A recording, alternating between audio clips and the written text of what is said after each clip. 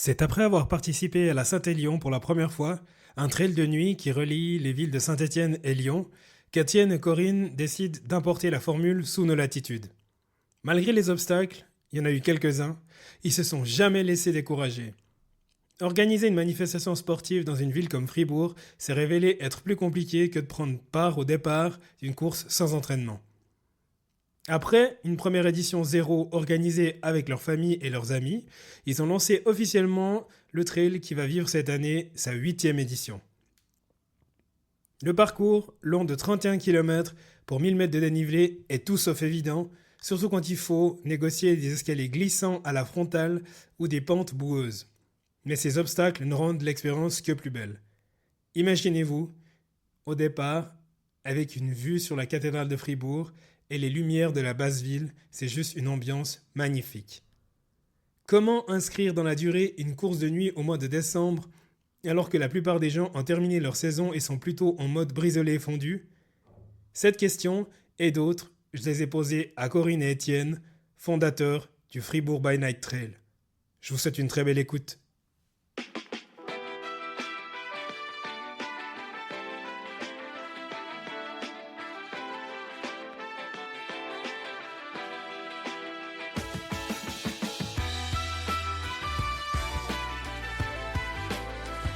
Bienvenue dans le podcast Au-delà du mur, le podcast destiné aux coureurs amateurs.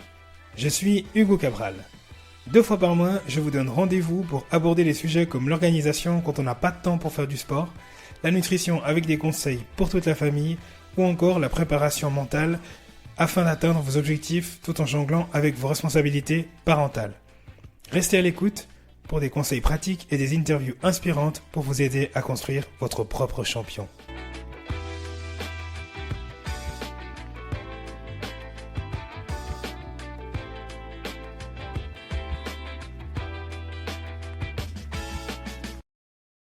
Bonjour Étienne, bonjour Corinne, bienvenue.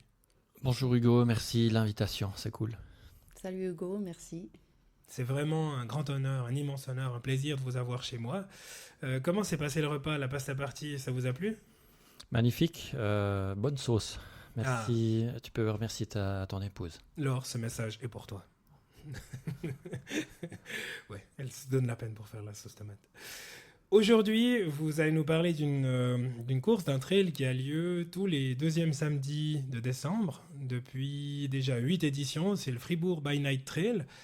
Si on commence directement dans le vif du sujet, why Fribourg by Night Trail? Parce que déjà on aime Fribourg, on aime le trail, et puis c'est quelque chose qui nous parlait à tous les deux, donc on a eu envie de mettre ça en place ensemble. Et si on revient un peu dans votre histoire, qu'on sache comment est-ce que vous êtes tombé dedans, je pense que vous n'êtes pas tombé dedans en étant petit, vos parcours respectifs, d'où est-ce que vous venez Alors moi, par rapport à mon parcours sportif, il est assez long. Je dois dire, je pense que j'ai jamais pas fait de sport durant ma vie. Donc j'ai commencé avec beaucoup de courses d'orientation quand j'étais tout petit, en parallèle de l'athlétisme au CA Fribourg. Et puis mon papa et ma maman étaient entraîneurs, donc ça peut quand même aider. Si je suis pas là, je recevais une bordée à la maison.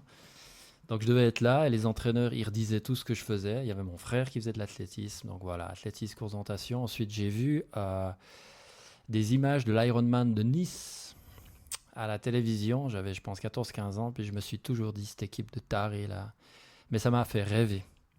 Et puis je me suis mis au triathlon, et puis quelques années plus tard, j'ai pu faire pas mal de triathlon, monter gentiment dans les distances, et puis réaliser des Ironman. Puis après cette période d'Ironman, qui était aussi liée aux premiers enfants qui sont arrivés, et juste avant les premiers enfants aussi, ça commençait à venir un peu lourd, donc j'ai arrêté le vélo, j'ai arrêté le nage. Et puis je me suis plutôt tourné maintenant uniquement vers la course à pied, et puis spécialement le trail, parce que j'aimais beaucoup la montagne. Donc naturellement, je suis venu au trail, d'abord des relativement petites distances, puis rapidement aux ultra-trails. Et puis ça n'a jamais arrêté. Ok. Et toi Corinne? Alors moi, pas du tout, je ne suis pas tombée dedans quand j'étais petite. J'ai pas fait énormément de sport, je faisais un petit peu de course à pied, je faisais beaucoup de ski de piste et progressivement, j'aimais beaucoup la montagne, donc je faisais beaucoup de randonnées par contre. Et avec quelques petits problèmes de genoux, je me suis mise à courir dans les descentes. Comme ça pour avoir moins mal et finalement je m'y suis prise au jeu et c'est comme ça que j'ai commencé à faire un peu de trail, alors jamais de l'ultra trail mais des 25-30 kills et puis voilà, c'est comme ça que j'ai commencé à me lancer dans ce monde trail. Il faut dire qu'elle a aussi un petit secret, je pense que tu peux nous le dévoiler, par rapport à la course automobile. Oui, alors j'ai eu une autre vie précédemment où j'étais copilote de rallye et j'ai fait la Coupe de France des rallyes, mais il y a déjà de nombreuses années. Donc, comme je dis, une autre vie. Tiens. Une copilote de rallye. Comment ça se fait? Oh, c'était aussi mon autre vie. Donc, le copain que j'avais était pilote et il avait perdu son copilote qui voulait arrêter. Et c'est comme ça que je m'y suis mise. Et puis, c'est vrai que j'ai adoré le monde automobile pendant plusieurs années. J'adore conduire, même si maintenant, je n'ai plus de voiture. Je suis à vélo à Fribourg et ça me va aussi.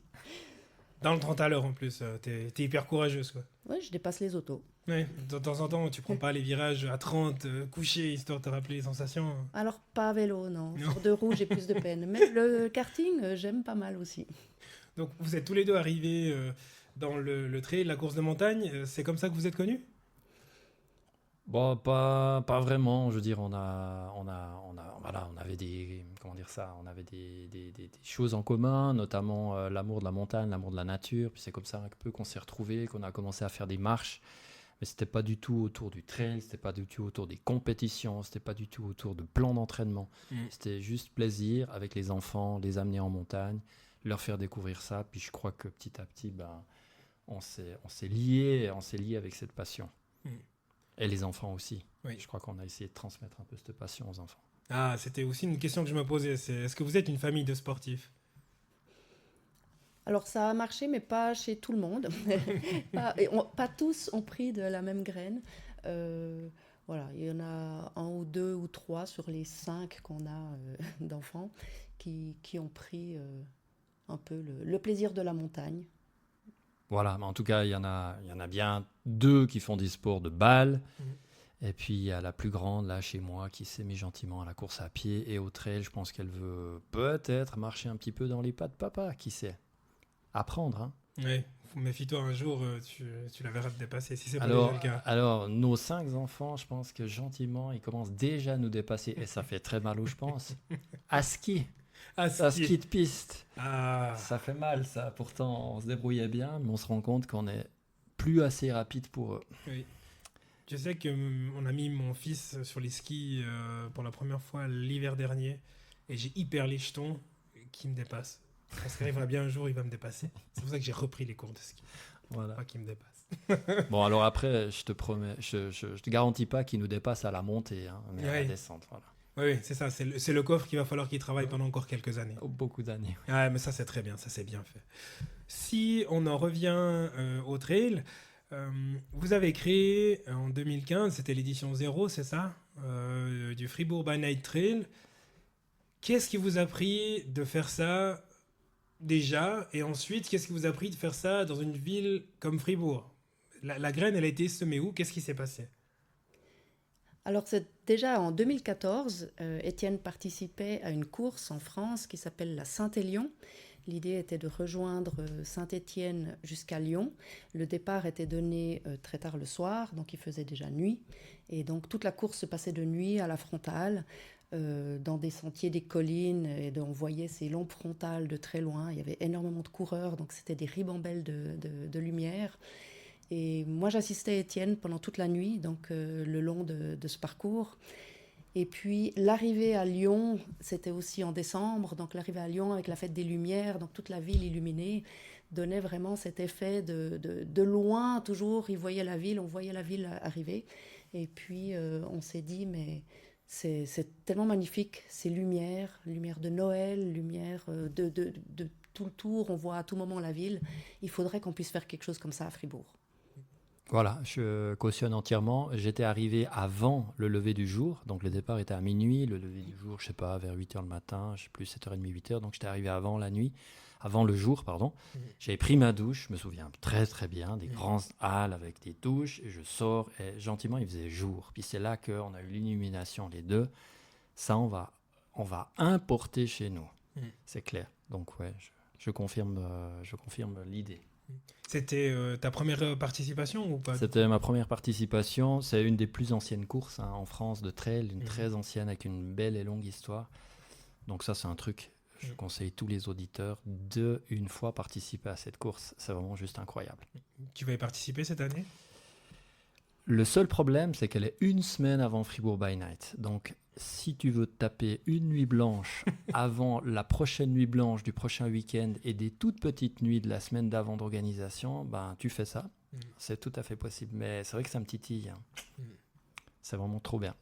Ça fait plusieurs années que ça le titille de la faire, mais c'est vrai que, comme il dit, hein, le programme est très chargé les dernières semaines avant Fribourg by Night. On a quand même beaucoup à préparer et puis à être en forme si possible pour le jour J. Donc, Et puis c'est pas une course comme Fribourg by Night, méfiez-vous chers auditeurs, on ne peut pas arriver à la Saint-Élion les mains dans les poches, hein, parce que c'est 75 kg avec relativement peu de dénivelé, donc faut avoir pas mal couru, faut vraiment être habitué à la course, on marche quasiment jamais sur cette course. Ah ouais, donc non. Ah ouais. Ah, c'est la surprise. C'est la surprise du chef et il y a plus de 50% en tout cas de goudron. Hein. Donc il faut s'attendre à une course vraiment quasi sur route. C'est une ligne droite quasiment, donc il n'y a pas de boucle. Hein. On voit la lumière très très loin, comme tu l'as dit Corinne. Pas facile. Tu parlais de la fameuse semaine avant la course. Vous ne travaillez pas à 100% pour Fribourg by Night Trail, c'est votre bébé, votre hobby, votre passe-temps. Comment est-ce que vous arrivez à combiner cette passion qui est débordante mais qui est concentrée peut-être exclusivement sur le dernier trimestre de l'année avec votre vie de tous les jours? Alors, je dirais qu'on commence déjà en août. En général, quand les vacances d'été un peu démarrent, on se dit, ouh là là, il va falloir qu'on s'y mette.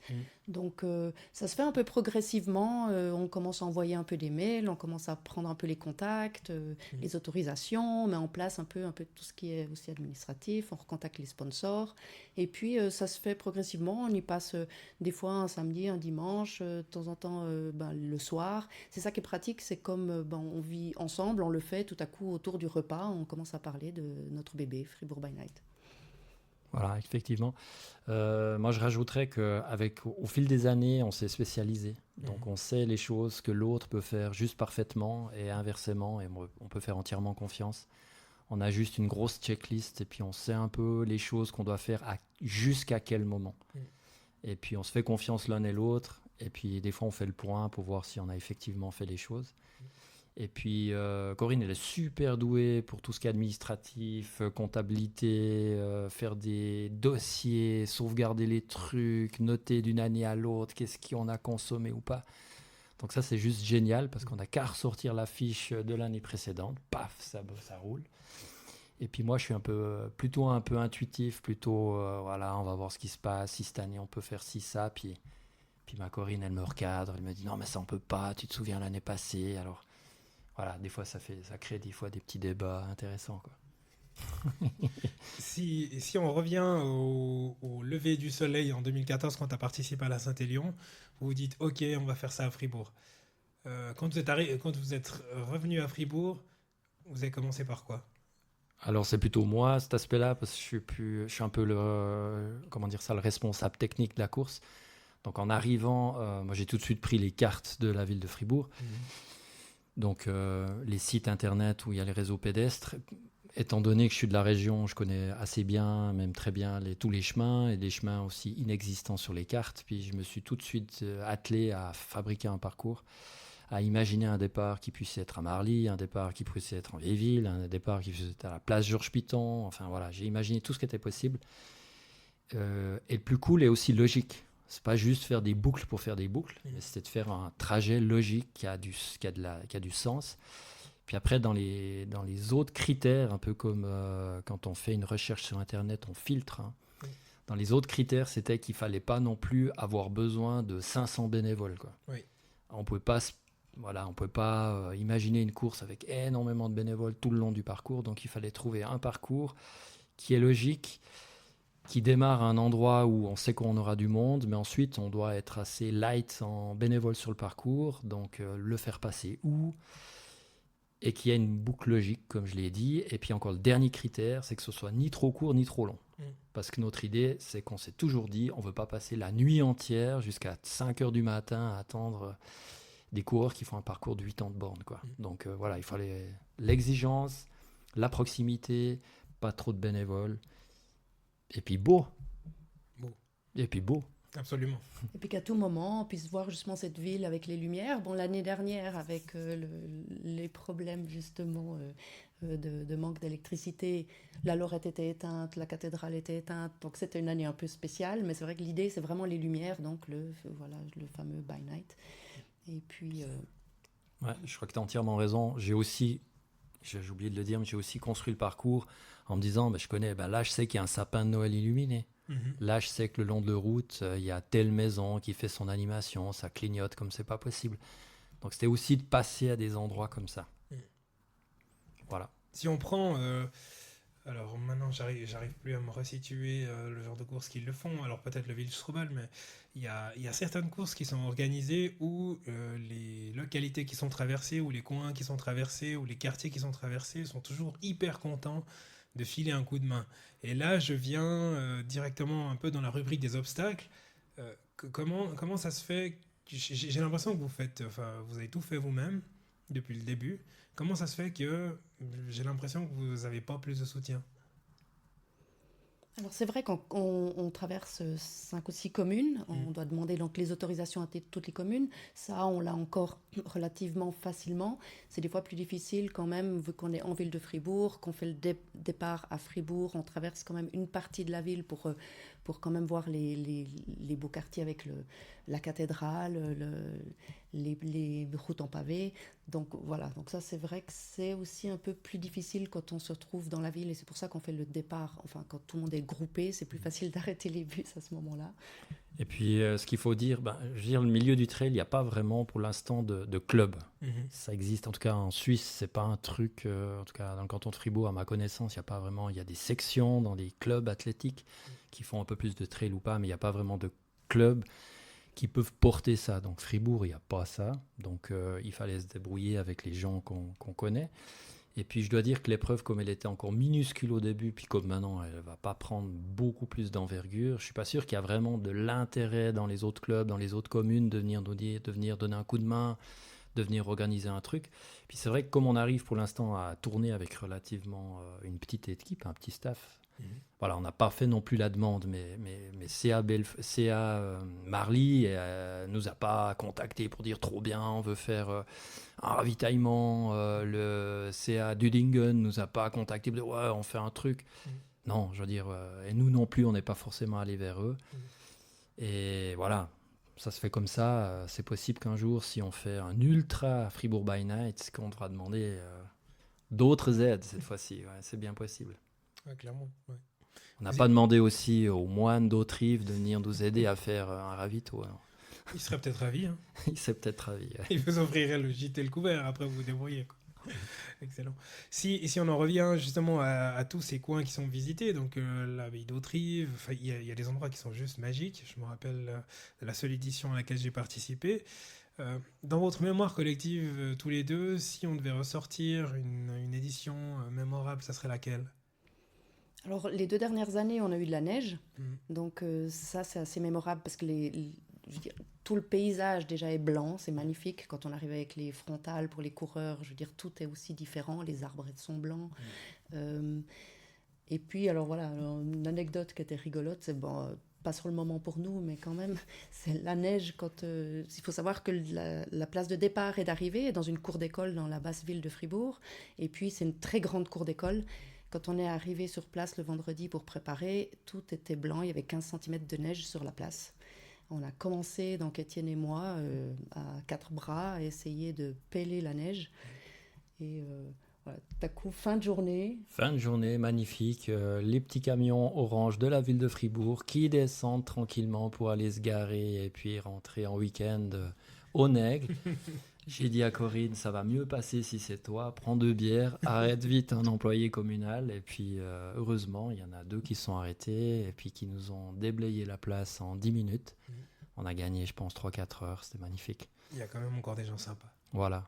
J'ai encore une autre anecdote qui est assez rigolote, mais je crois qu'il n'y a pas beaucoup de monde qui la connaît. L'année passée, il y avait la télévision suisse romande qui avait pris contact avec nous, donc la RTS pour le 19h30. Ils voulaient faire un reportage. Et puis nous, tout fou, trop bien, on va passer au 19h30 et tout, monstre visibilité de l'épreuve et tout. Alors, prise de contact et tout et tout. On a eu l'interview le matin déjà entre nous. Ensuite, dans la soirée, il est venu, il m'a encore interviewé donc, sur la place des Nègles. Ils ont interviewé les premiers quand ils sont arrivés. Caméraman, il y avait tout, quoi. On s'est dit trop bien, ça passe quand dimanche, ça va donner un petit peu de baume au cœur dans toute cette actualité qui est pas très drôle et tout et tout. Puis nous, c'est trop bien, on se réjouit trop. Et puis finalement, dans la soirée, le journaliste de la RTS m'appelle. Il me dit, écoutez, je suis vraiment désolé, mon employeur vient de m'appeler. Il y a le Portugal qui a perdu, c'était au Qatar. Je dois aller à Grange Paco parce qu'il y a la fête où le centre portugais, voilà, où ils faisaient la fête, ils ont perdu, donc je dois aller interviewer là-bas. Donc ça a passé en primeur et puis tout le reportage qu'ils avaient commencé pour Fribourg by Night est passé, j'imagine, à la poubelle. Voilà, donc c'était pas très cool, mais en plus, c'est dommage parce que c'était l'année de fou puisqu'il y avait énormément de neige. Oui. Et lui-même, il a dit, c'est incroyable, voir toutes ces frontales, voir cette effervescence, ces gens qui se motivent. Il vient de Fribourg en plus, c'est un runner, donc il savait de quoi il parlait, mais je crois qu'il est vraiment parti vraiment triste de devoir quitter ce milieu-là. Ben voilà. Et puis ils sont passés au 19h30, les Portugais, dans leur défaite. Une fois de plus. Cher journaliste, si tu nous entends, tu leur en dois une. Hein. Tu leur en dois une. Ouais, clairement, j'ai pas entendu parler de cette histoire. Elle est pas mal. C'est vrai qu'on n'a pas fait tellement de pub autour, mais ouais. Le journaliste disait, c'est dommage parce qu'on a vraiment des magnifiques images, alors on n'a pas eu la primeur de pouvoir les voir non plus. Petite anecdote, encore une dernière, ça c'était il y a 2 ans, plus d'années en arrière. Le vendredi, je balisais, et puis il y avait eu un brouillard pendant plusieurs jours, mais juste incroyable. On voyait pas à 2-3 mètres. Et avec Corinne, on balisait, je me souviens bien, on est toujours dans les fonds de vallée, imaginez... les fonds de vallée hyper pleins de brouillard, hyper humides. Et on posait un fanion, on posait le suivant 30 mètres, on se retournait. C'est comme ça qu'on doit baliser. On regarde si on voit l'autre derrière. On ne voyait même plus l'autre fanion qu'on avait posé 30 mètres avant. On se disait, mais les coureurs, on va en perdre demain à tous les coups, quoi. C'est impossible qu'ils ne se perdent pas. Puis de fait, ça s'est un peu levé, le brouillard. On ne sait pas trop comment. Donc ça c'est un petit peu... Mais vraiment, on a eu peur toute la nuit. On s'est dit, mais c'est pas possible. Voilà.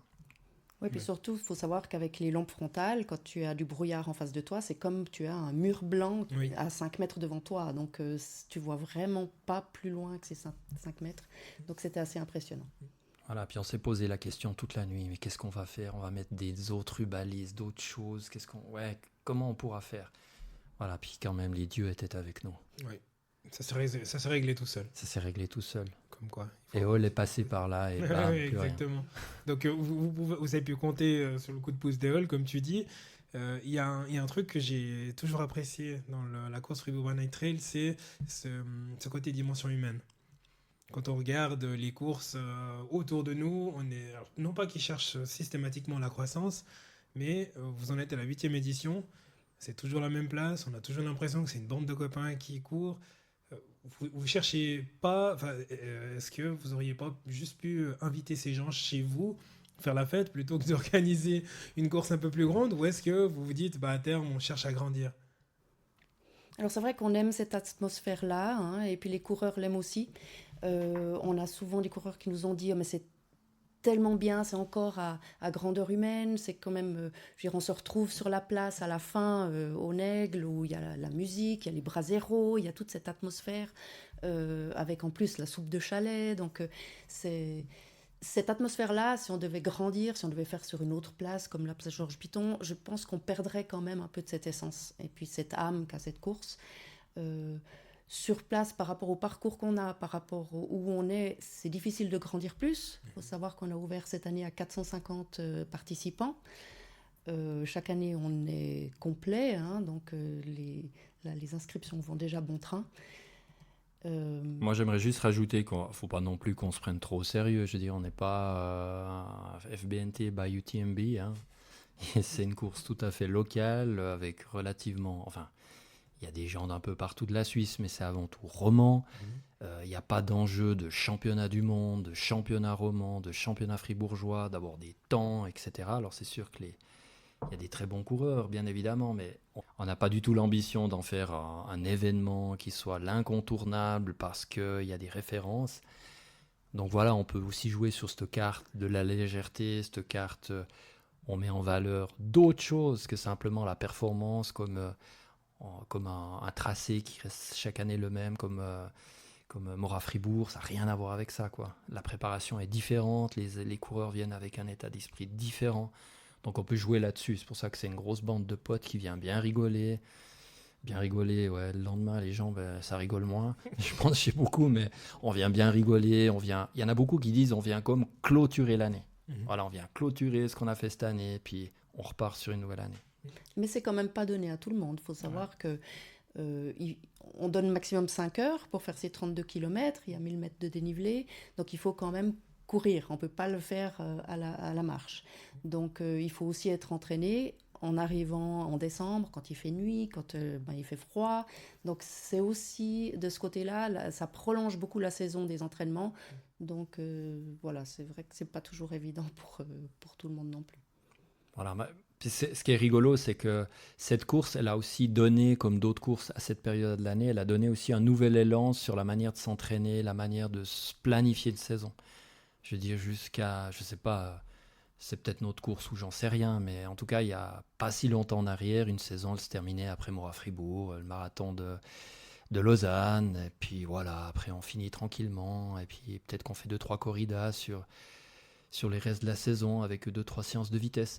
Là, il y a vraiment un nouvel élan. Ben tiens, il y a un nouveau truc qui arrive, pratiquement au début de la saison d'hiver, puis ça perturbe pas mal le coureur, puis ça devient, ça rebrasse un peu les cartes. Alors on voit qu'il y a des nouvelles courses qui arrivent maintenant au mois de janvier, au mois de février, au mois de mars. Voilà, depuis maintenant 5-10 ans, on peut dire qu'il y a quasiment des trails non-stop toute l'année, quoi. Oui. Donc voilà, cette course, elle fait partie de ce trend de courir à n'importe quel moment dans l'année. Là, typiquement, vous avez choisi le 2e samedi de décembre. C'est une semaine après la Saint-Élion, c'est ça? Ou 2 semaines après la Saint-Élion? Donc c'était voulu, c'était aussi une petite référence à la Saint-Élion de la faire si proche? Alors c'était aussi toujours par rapport à cette idée des lumières, donc les lumières de Noël, donc ça se fait en décembre. À Fribourg, il faut savoir qu'il y a le premier week-end, c'est la Saint-Nicolas, donc on ne peut ne pas faire ça pendant la Saint-Nicolas. Donc ça sera toujours le samedi après la Saint-Nic. Voilà. Et puis peut-être encore un truc, c'est qu'il faut aussi viser les plus longues nuits. Oui, c'est vrai. Voilà, donc si tu regardes un peu l'équinoxe d'hiver, bam, ça tombe là autour. Donc on a les plus longues nuits à ce moment-là, étant donné qu'on voulait non plus pas faire partir les cours à 10 heures, qu'ils arrivent à 3 heures du matin ou 4 heures de faire une nuit blanche. Donc l'idée, c'était de caser un moment dans l'année où la nuit tombe très très vite, Oui. et puis que nous, on soit pas non plus, on n'offre pas une course nuit blanche aux coureurs. Oui. Donc c'est pour ça que ça se place maintenant. Avant, tu parlais enfin, je vous ai chatouillé un peu avec la course avec les bandes de potes. Vous êtes un petit comité. Vous êtes combien organisés à préparer cette course? Alors on est 2, Étienne et Corinne, toute l'année, donc c'est nous, Fribourg by Night, Oui. mais le jour J, on a toujours besoin d'une 30 et 40 bénévoles. Sans ces bénévoles, on ne pourrait rien faire, Corinne et Étienne. Donc... Voilà, donc c'est notre façon de voir les choses. Ça simplifie, puis d'un autre côté, c'est vrai que ça permet pas la pluralité aussi. C'est toujours intéressant d'avoir un comité, d'avoir des autres points de vue et tout. Alors voilà, c'est efficace de travailler comme ça, mais peut-être que le défaut, c'est des fois, on vient pas nous chatouiller, nous dire tiens, tu pourrais faire ci. C'est peut-être moi qui joue ce rôle-là dans nos comités à deux, qui vient dire pourquoi on fait encore comme ça, on pourrait pas modifier ça. Ça, c'est peut-être mon petit côté, quoi. Oui, mais ça, on discute beaucoup, de remettre en question certaines choses. Est-ce qu'on continue de telle manière? C'est vrai qu'on s'est posé la question, on a dit ça marche tellement bien, on va à la place Georges Piton, on fait le gros machin, puis on s'est vite calmé, et on va dans une autre école, on va pour être mieux accueilli dans une autre commune. Puis après on s'est dit non, voilà, je crois qu'on va garder cette âme. Ce côté un petit peu, ouais, on courait quand même à l'école des Nègres, dans ce vieux bâtiment. C'est incroyable, je crois que c'est un peu roots comme ça, puis je crois qu'on veut garder ça. C'est exactement le terme que j'allais prendre, c'est roots, et puis je pense que c'est l'esprit de cette course. Parce que si vous avez l'occasion de venir vous changer à la salle de gym de l'école des Nègres, chers auditeurs, mais venez voir ce que c'est cette salle de gym. C'est juste splendide. C'est extraordinaire. Excellent. À chaque fois que je reçois un invité, ce soir vous êtes 2, je les soumets à la redoutable séquence sur le grill. Sur le grill, c'est 10 questions auxquelles il faut répondre le plus vite possible.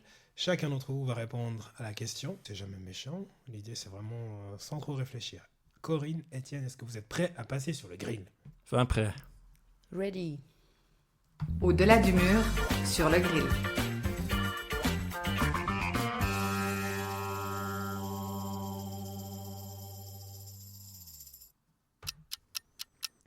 Retour en 2015 pour l'édition 0 de la course. C'est quoi le premier sentiment que vous aviez à l'arrivée? Alors moi j'étais à l'arrivée, j'étais avec ma montre et puis c'est moi qui chronométrais les coureurs. Donc on n'avait pas de chronométreur, c'était moi, ma petite montre et puis je notais au fur et à mesure sur un papier les temps des coureurs. C'était magnifique. Le stress jusqu'au bout. Jusqu'au bout du rouleau. Le sentiment, c'est que c'était évident qu'il y avait une édition qui allait suivre. C'était sûr. C'est qui doit tempérer les idées farfelues de l'autre? Oh alors c'est moi. Les idées viennent d'Étienne mais des fois en effet elles sont très farfelues. Je confirme. Est-ce que c'est plus facile de participer à la course sans s'entraîner ou de respecter toutes les contraintes qu'impose la ville pour l'organisation d'un trail urbain? Je pense quand même que c'est plus compliqué de courir parce que ça laisse des séquelles plus longtemps. Voilà. Après, c'est vrai qu'on aimerait un peu plus de simplicité au niveau de l'administration, mais ça, on peut pas choisir. Quelque chose à rajouter? Fondu moitié-moitié ou vacherin? Moitié-moitié. Moitié-moitié. On se revoit dans 5 ans. La course, elle ressemble à quoi? On va déjà année après année. Difficile à dire dans 5 ans. On va déjà aller jusqu'à 10. On va aller jusqu'à 10, mais ouais, j'espère qu'elle va jamais arrêter cette course. Génial, j'adore entendre ça.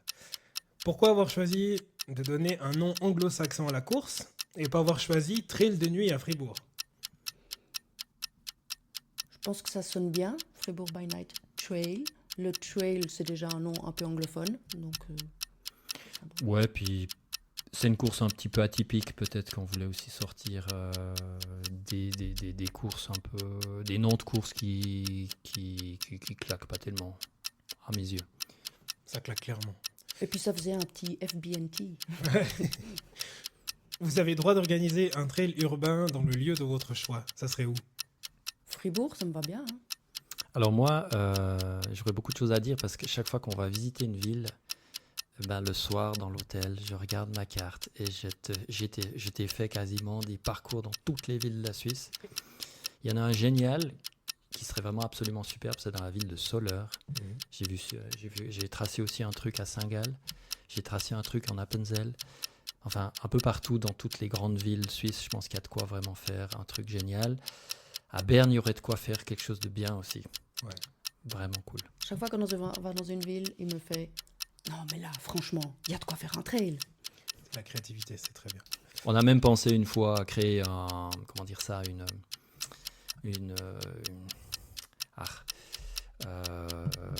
style de course comme by UTMB, mais ça serait by night, Swiss by night, des épreuves dans les villes. Mais bon, ça, voilà, il y a déjà Lausanne, c'est le petit Fribourg by night, c'est Lausanne. Peut-être d'autres villes s'y mettront. C'était la question d'après. J'adore les esprits qui s'évadent. La 10e édition, c'est dans 2 ans. Vous y pensez déjà? On y pense souvent. Quand justement les idées farfelues d'Étienne montent dans les sommets, on dit « Oh, ça sera peut-être pour la 10e année. » Voilà. Déjà, une petite piste, un truc qui m'a toujours tenté, c'est de faire le Fribourg by night, en fait, le Fribourg by day. Donc, celui qui veut faire le parcours, il partira l'après-midi, puis il se tape déjà les 32 kills. Et puis après, il fera un second départ avec ceux qui font la nuit. Donc, ça ferait 2 fois 32. Ça fait Fribourg by day and night. Voilà. Et puis, dans un sens, et puis après, dans l'autre sens. C'est une super idée. Tu me donneras la date, je la connais déjà. Quel conseil vous donnerez à quelqu'un qui veut lancer sa propre course ? D'abord qu'il aime l'endroit dans lequel il veut la faire. Il doit vraiment trop aimer son territoire, il doit connaître super bien son territoire, et puis il doit crever d'envie de faire passer des potes sur des chemins que lui, il aime trop courir. Donc ça, c'est la toute première chose. Oui, je dirais vraiment bien connaître le terrain et puis savoir que là, ça va bien passer. Ça va le faire. Je crois qu'on n'a jamais eu de doute par rapport à Fribourg.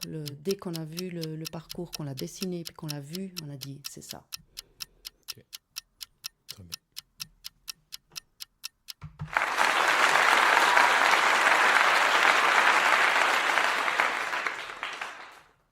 Donc, comme on disait avant, la prochaine édition aura lieu le deuxième samedi de décembre, comme d'habitude. Les inscriptions sont ouvertes depuis le 1er octobre. Exact, on a ouvert le 1er octobre à 10h, en plein Mora Fribourg. On a eu des remarques de certains coureurs qui avaient vraiment peur de ne pas pouvoir s'inscrire alors qu'ils pensaient arriver vers midi à Fribourg. Là, on a 10 jours, on a déjà plus de la moitié qui est remplie. Parfait, ouais. On se réjouit, on espère à raison de 10-20 inscriptions par jour. Normalement, ça doit le faire. Je ne suis pas super bon en maths, mais ça doit arriver au mois de novembre, ça doit être OK. C'est un peu le syndrome Sierzinal qui vous frappe encore, là. Purée, en 10 jours, la moitié, c'est bien. Et sans faire de pub, moi je pense on peut s'estimer chanceux. De quoi ça vient Mais je pense que c'est ce que je disais tout à l'heure, c'est qu'elle est relativement bien placée. On est dans ce trend des nouvelles courses pendant l'hiver, des trails particuliers, donc on joue un peu là-dessus. On ferait moins les malins si on serait à un trail tout à fait normal, placé tout à fait normalement dans un calendrier classique d'été, on n'aurait pas du tout le même succès. Ça, c'est évident. Si je voulais justement prolonger ma saison pour faire ce trail-là, avant tu disais que ça fait partie, comme la Saint-Élion, du genre de course où on court, enfin de trail où on court. D'habitude, les trails, c'est les bâtons faits de monter et on tire la langue. Mais là, il faut relancer systématiquement. Ça serait quoi comme entraînement qu'il faudrait conserver après un Mora Fribourg pour arriver en forme ? Il faudrait s'entraîner sans les bâtons, parce que la course, c'est pas autorisé les bâtons, même si on nous le demande chaque année.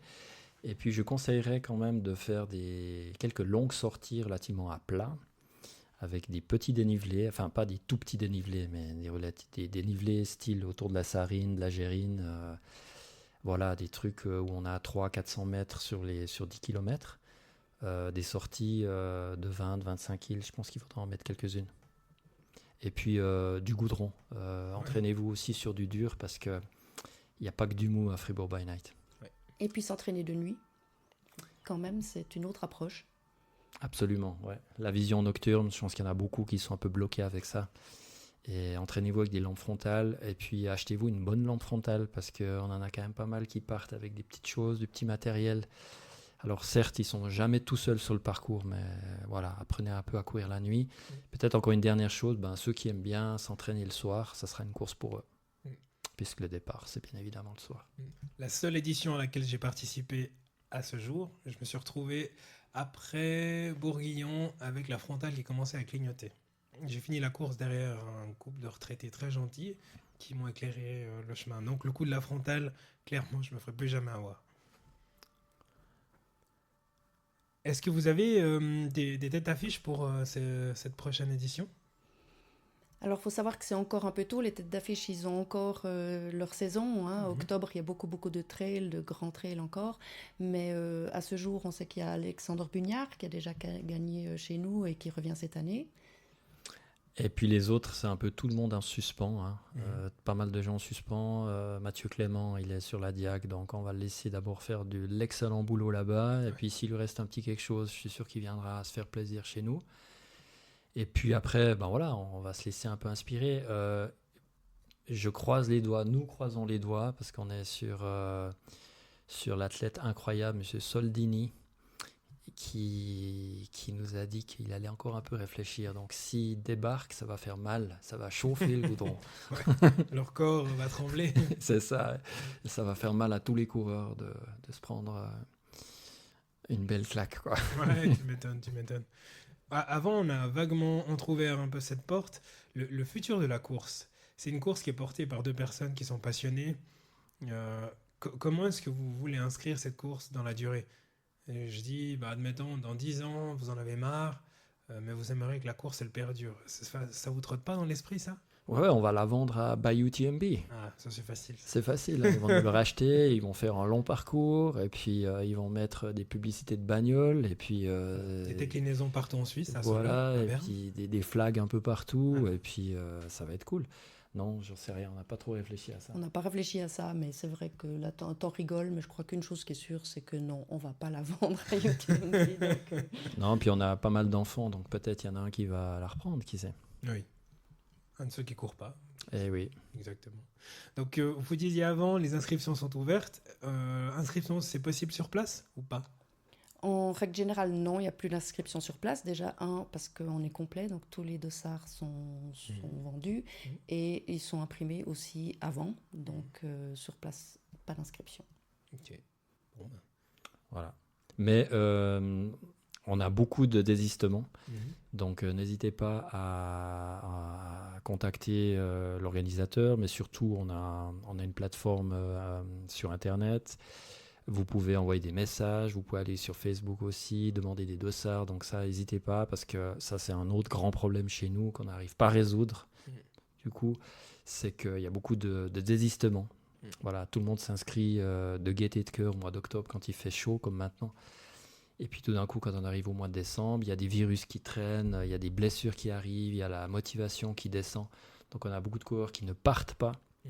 Donc n'hésitez pas à faire des demandes, on a généralement beaucoup de non-partants. Et si vous voulez une place, demandez, il y aura, comme disait quelqu'un. Ça, c'est peut-être justement lié au fait que les gens, ils continuent plus leur préparation aussi en fin de saison. Ils se laissent un peu aller, et puis la motivation, elle retombe aussi. Et puis 2 semaines avant la course, ils se disent « Ah, merde, va falloir faire cette course », et puis finalement, ils ne se pointent pas. Voilà, exactement. Et puis, comme c'est pas une course, on va dire... avec des gros enjeux de performance, je pense que c'est beaucoup plus facile aux gens de dire, bon voilà quoi, j'y vais pas finalement, mon inscription c'est une pizza puis une salade mêlée, ça vaut ça. Voilà, j'y vais pas, hein, c'est pas un prix énorme non plus, j'ai pas un grand enjeu. Donc voilà, on regrette un peu ça, on regrette des fois que les gens ne prennent pas peut-être cette course plus au sérieux. Et surtout quand c'est les premiers week-ends où il y a de la neige, il y a le ski d'alpinisme qui recommence, le ski de piste certainement aussi. Donc c'est vrai que c'est tentant les pistes blanches plutôt que les nuits noires autour de Fribourg. Ouais. Justement, comme il y a des crachets de neige, s'il y a de la neige, les Fribourgeois, les Gruyériens, ils fichent le camp sur les lattes, quoi. Il faut profiter aujourd'hui. Ouais, c'est vrai qu'il n'y a plus beaucoup de neige. Néanmoins, je recommande à tout le monde quand même de venir pour vivre l'esprit de Fribourg la nuit. Et puis effectivement, c'est frontal qui commence vers la vallée du Gotteron, les escaliers, etc. C'est juste une ambiance extraordinaire. Et il paraît qu'on a un super banquet de nourriture d'arrivée. Il paraît pas, hein. Je crois que beaucoup de coureurs nous disent que c'est vraiment une chouette chose. Donc venez déguster tous les chouettes produits à l'arrivée. Et pour les spectateurs, l'ambiance est sympa aussi. Je sais que c'est très apprécié de rester après avec la musique, comme tu dis, avec la soupe de chalet, le banquet d'arrivée, pour tout le monde. Voilà, puis on est dehors, puis on se les pèle, puis on a froid, puis on vient de faire la course, puis on trempe, puis on a envie de rentrer, puis il y a une bière. Voilà, et on est tous ensemble. Exactement, ouais. C'est fantastique. Merci beaucoup Corinne et Étienne d'être venus nous rendre visite. Merci Hugo. Merci Hugo, c'est sympa. C'était une très belle édition. Je vous dis à très bientôt. Merci. Merci, bonne soirée. Ciao, ciao.